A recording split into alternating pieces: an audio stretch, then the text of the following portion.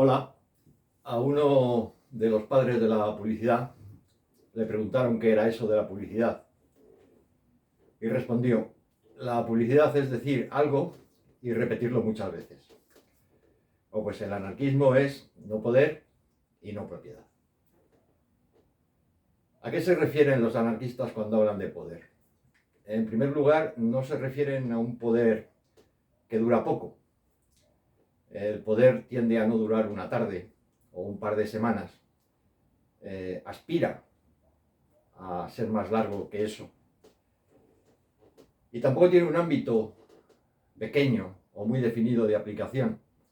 El que tiene poder no manda o no quiere mandar en pocas cosas, quiere mandar en cuantas más cosas mejor. De manera que, afortunadamente, tenemos grandes especialistas en todo. Aunque no aparezcan por ningún sitio, tenemos grandes especialistas en todo. Bueno, ese poder que aspira a permanecer se justifica a sí mismo por su necesidad. Es decir, necesitamos que exista ese poder.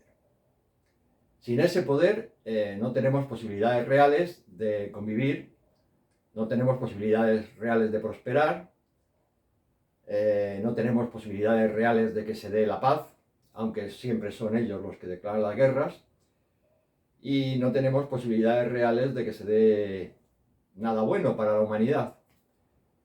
Para conseguir algo que merezca la pena, necesitamos que alguien tenga poder y nos lo dé. Uno de los motivos por los que se rebelaron contra el antiguo régimen fue que en el antiguo régimen los derechos eran derechos otorgados. Es decir, los súbditos no eran ciudadanos, el ciudadano es posterior al antiguo régimen. Los que vivían en el antiguo régimen eran súbditos, pues los súbditos tenían aquellos derechos que el que tenía el poder les había generosamente otorgado. Eran las cartas otorgadas. Llega un momento en el que el personal se reúne y dice: bueno, esto no puede ser, no podemos tener los derechos que alguien quiere darnos. Es decir, nosotros tenemos que tener derechos. Y surge todo el inquietante problema de los derechos naturales. Es decir, si no podemos aceptar derechos que alguien nos otorga generosamente porque son derechos arbitrarios, es decir, es lo que a él se le ha ocurrido, si nosotros actuamos de la misma forma, pero decimos: sin embargo, los derechos que nos vamos a dar ahora nos los otorgamos arbitrariamente nosotros a nosotros mismos, nos encontramos también en un caso de pura arbitrariedad. Es decir, puede que uno sea arbitrario, pero también puede que sean arbitrarios muchos. Claro, esto no parece serio. Entonces había que recurrir a algo que legitimase esos derechos. Esa fuente de legitimación solo podían ser dos en aquel momento: o las provenientes de las religiones tradicionales, es decir, toda religión, todas las grandes religiones tradicionales, de alguna manera otorgan derechos al creyente, porque prácticamente todas parten del hecho de que el creyente puede pecar. Para que pueda pecar, pues tiene que tener un mínimo grado de libertad. Y dado un mínimo grado de libertad, el hacer las cosas bien, evidentemente, te dota de una dignidad, y esta dignidad a su vez te dota de unos derechos.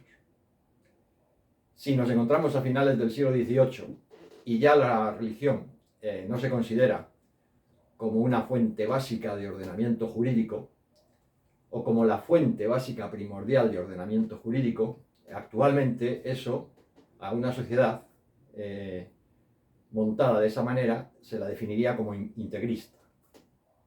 Estamos a finales del siglo XVIII, Occidente está abandonando sus muchos integrismos, porque no tuvo uno, tuvo bastantes. Y se busca una justificación científica. ¿Y qué justificación científica se encuentra? Bueno, pues se descubren los derechos naturales. Es decir, los derechos que tiene todo el mundo por el simple hecho de ser, de existir.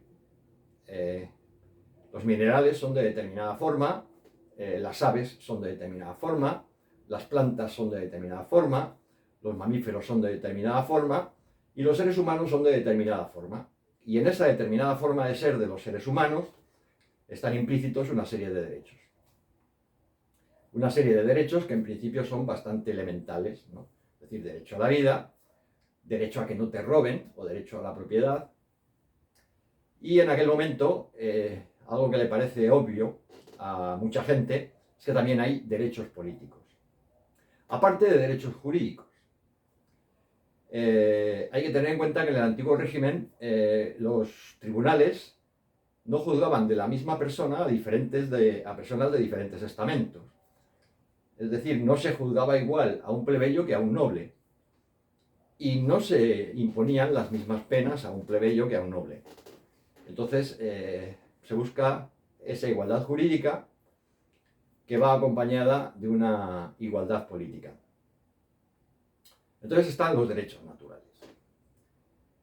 Y estos derechos naturales, de alguna manera, lo que asientan es el principio de libertad. Si se asienta el principio de libertad, todo ciudadano que ya no es súbdito, pues todo ciudadano tiene capacidad de decisión. Ahora bien, si todo ciudadano tiene capacidad de decisión, ¿cómo es que unos deciden y otros no deciden? Entonces se recurre a un primer escalón, que es decir, bueno, vale, uno decide y la inmensa mayoría no decide, pero la inmensa mayoría va a elegir al que decida. Y las cosas se hacen así, pasan muy pocos años y se ve que aquello no funciona. Es decir, se está eligiendo a los mismos. Y si se elige a alguno que es diferente, en cuanto lleva un par de meses metido en el tinglao, ya se ha vuelto como los demás. Y surgen los problemas. Y ante esto surgen las justificaciones del poder. Las nuevas justificaciones del poder, porque antes también las había. Es decir, hay un ser supremo cuya voluntad es la que rige el universo entero y por tanto este mundo, que no permitiría que yo tuviese el poder si no estuviese en sus planes que yo lo tuviese. Ergo, si yo tengo el poder, es el ser supremo el que permite que lo tenga. La justificación del poder venía de muy arriba y era incuestionable.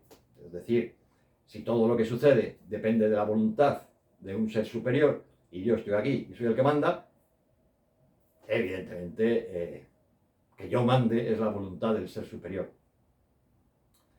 A finales del 18 eso ya no se consideraba una razón suficiente y había que buscarle una justificación. Así que básicamente en aquel momento quedaban dos justificaciones. Es decir, o el que manda, manda porque es necesario y es necesario porque le ofrece algún bien a la comunidad o a la sociedad, o el que manda porque pues tiene más espadas o más cañones.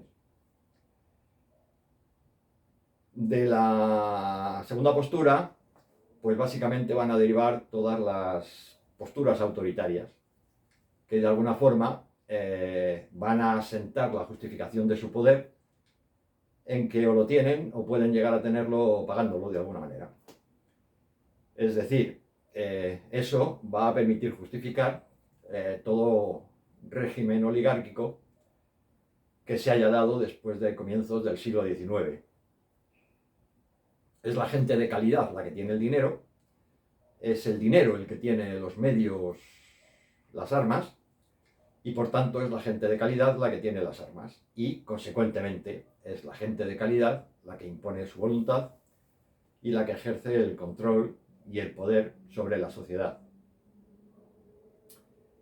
La otra postura es la de, bueno, el que tiene el poder, para justificarse a sí mismo, tiene que ofrecerle algo a la sociedad, tiene que darle algo a la sociedad, tiene que ofrecer algún bien a la sociedad, porque si lo que le ofrece es todo malo, pues carece de justificación. Tiene que ofrecer algo que sea bueno. Entonces surge toda la teorización, ¿no? Intelectual. Intelectualmente se llega a la conclusión de que es imprescindible que haya un poder por razones de eficiencia. Si nosotros nos paramos a pensar cuántas veces nos relacionamos con el poder en nuestra vida cotidiana, nos vamos a encontrar con que muy pocas. Si alguien no ha ido a arreglar papeles a algún ministerio o cosa parecida últimamente, pues notará que ha tenido muy escasa relación con el poder. Es decir, ha vivido al margen del poder durante meses en los que ha oído por televisión que le están gobernando porque él lo necesita. No lo necesita. Está viviendo sin ello. Y si no lo necesita, ¿por qué lo necesita? Se supone que una organización libre, una organización horizontal en la que todos sean iguales, funciona en grupos pequeños. Una serie de gente queda el domingo por la mañana antes de comer para ir a tomar el aperitivo. Se reúnen, no eligen al presidente de la comitiva, no eligen al vocal primero ni al vocal segundo, no eligen al vicepresidente ni al ministro de Relaciones con las tapas, ni al ministro de Relaciones con los vermús.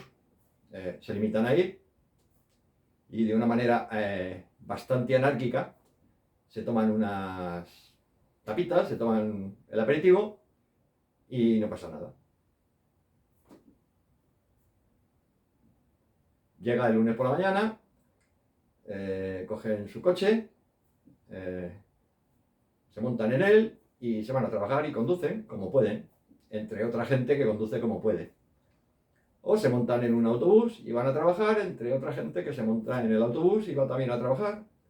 Y las relaciones que mantienen con esa gente son relaciones bastante normales. Eso está políticamente mediado. Bueno, el gobierno afirma que eso se puede hacer porque él asfalta las carreteras. Si no asfaltase las carreteras, eso no se podría hacer. Y además afirma que no habría autobuses si no hubiese ayuntamientos que tuviesen empresas municipales de transporte. Bueno, podría ser, pero la razón que se ha dado siempre de que cualquier estructura funcional necesita liderazgo, parece ser que no es cierta. En este momento, creo que en Argentina, como consecuencia de una de las últimas crisis económicas que ha habido, pues han aparecido toda una serie de empresas que están siendo gestionadas por los trabajadores, por la sencilla razón de que no había nadie que quisiera invertir dinero en ellas. Así que fueron los trabajadores los que comenzaron a gestionarlas y parece ser que siguen funcionando. Lo que quiere decir que la autogestión funciona. Y funciona porque está funcionando. En realidad el liderazgo no aporta nada. Pero se supone que sí aporta. Tienes un montón de cooperativas por ahí, en este país, supongo que seguirán existiendo. Allá por los 60, los 70, los 80, había un montón de cooperativas agrícolas en las que la gente pues funcionaba de una manera bastante igualitaria, aunque la legislación les exigía tener cuadros de mando estables y bien definidos. Pero eso no era una necesidad funcional, era una necesidad legal. No podías montar una cooperativa sin poner a alguien al frente que respondiese ante la justicia. Si vemos el fondo de la justificación, con lo que nos encontramos es con que de hecho no hace falta una organización jerárquica para mover una fábrica. no hace falta una organización jerárquica para mover una escuela. No hace falta una organización jerárquica para mover prácticamente nada, excepto cuando nos encontramos con situaciones en las que hay mucha gente, hay espacios geográficos muy grandes y se hace necesario que existan infraestructuras que ninguna de las instancias existentes en la sociedad podría generar por sí mismas. Si nos paramos a pensar, por ejemplo, el AVE, es decir, cuando se hizo el primer AVE aquí, el tramo Madrid-Sevilla, ninguno de los municipios por los que pasaba ese tren habría sido capaz de construir el tren. Es decir, para construir toda esa línea, para electrificar toda esa línea, para dotar de personal a toda esa línea y para conseguir los trenes que se iban a mover por toda esa línea, hacía falta algo más. Y ese algo más, que excedía la capacidad de cada municipio por los que pasaba esa línea, en la mayoría de los casos habría que decir por los que pasaba y de los que pasaban. Porque sí, el tren pasa por allí, pero no hace nada más. Bueno, el caso es que esa línea requería algo mayor. Es decir, hay como una tendencia moderna a suponer que el Estado en realidad de lo que se ocupa es de aquello que es muy grande y no produce beneficios. No produce beneficios directamente, pero es necesario. Necesario que haya trenes, aunque no haya viajeros suficientes. Es decir, si una línea de tren, en términos capitalistas, para resultar rentable, tiene que tener 1000 viajeros hora y resulta que hay líneas que tienen 400, evidentemente en términos capitalistas eso no sería explotable. Es decir, no es un negocio que nadie quiera emprender. Sin embargo, esas 400 personas necesitan transporte. Ese transporte tiene que asumirlo alguien. Y ese alguien que asume ese transporte, pues es el poder. El poder político, en concreto, porque al poder económico no le interesa. Así que nos encontramos con que la justificación del poder en este momento no es garantizar una buena gestión de nada. Es decir, ningún teórico en este momento de la política va a decir que los políticos gestionan bien algo. No lo va a decir nadie porque, en primer lugar, sería muy difícil de demostrar. Y en segundo lugar, hay un número ilimitado de pruebas de que no lo hacen. Lo que sí va a decir es que los políticos están gestionando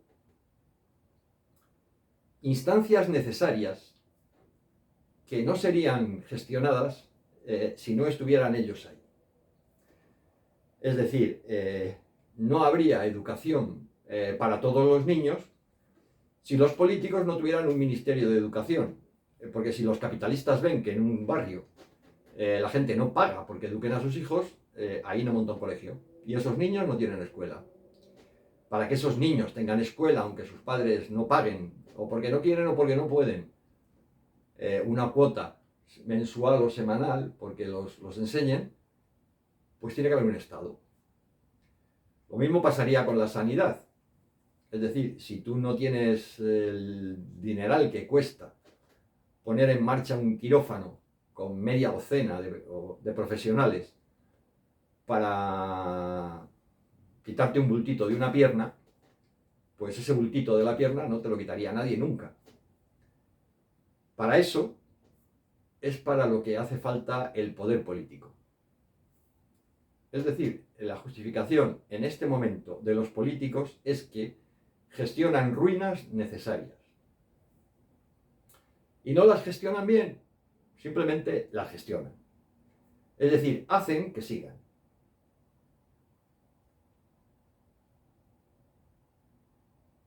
Hay un pequeño problema.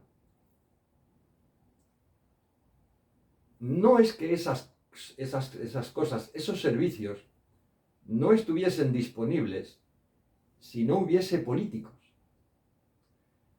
Es que esos servicios no están disponibles porque vivimos en un sistema económico capitalista, que no es lo mismo. Es decir, si para que me quiten el bulto de la pierna tengo que pagar 6 profesionales de la sanidad, tengo que pagar un quirófano, todos los aparatos que hay en el quirófano, el consumo eléctrico del quirófano, el gasto en desinfectantes, en gasas, en sabanillas, en todo eso, pues hombre, evidentemente el que no tenga ese dinero, pues no podrá, no podrá hacer que le operen. Pero el problema es ese. Es decir, el problema de que alguien no se opere es que tiene que pagar. Es que alguien tiene que pagar. Si mantienes el problema básico, que alguien tiene que pagar, entonces necesitas una solución adecuada. Un político que dé una seguridad social universal. Si quitas este paso, es decir, si suprimes la necesidad de pagar, este no tiene sentido. Y la pregunta que surge es bastante sencillita. ¿Está tratando de resolver el problema o está tratando de mantener el problema para mantenerse él ahí? Porque si este problema desaparece, este no tiene justificación. Para que este tenga justificación, este problema tiene que estar ahí. Y ante esto uno se queda así como un tanto sorprendido, ¿no? Porque dice, vale, bien, hay políticos de derechas que te dicen eso. De alguna manera es de agradecer. Mira, usted por lo menos me está diciendo lo que piensa, me está diciendo lo que quiere. Pero luego nos encontramos con la otra instancia, ¿no? Y vale, si tú eres un político de derechas, está claro que tú quieres que esto siga. Pero si no eres un político de derechas, ¿qué es lo que está pasando aquí? Porque aquí está pasando algo muy raro. Y ese algo raro que está pasando no parece tener mucha justificación.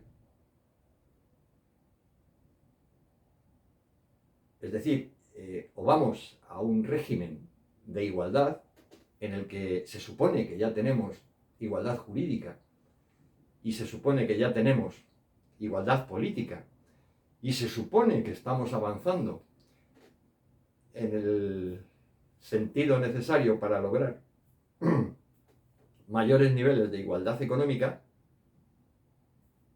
¿por qué no se avanza en ese sentido? ¿Qué intereses hay en que no se avance en ese sentido? ¿Por qué no se da ni un solo paso en ese sentido? Y ante esta pregunta inquietante, pues no hay ninguna respuesta realmente adecuada. Así que lo único que nos queda es el asombro y esperar que no llueva demasiado. Y nada más. Buenas noches.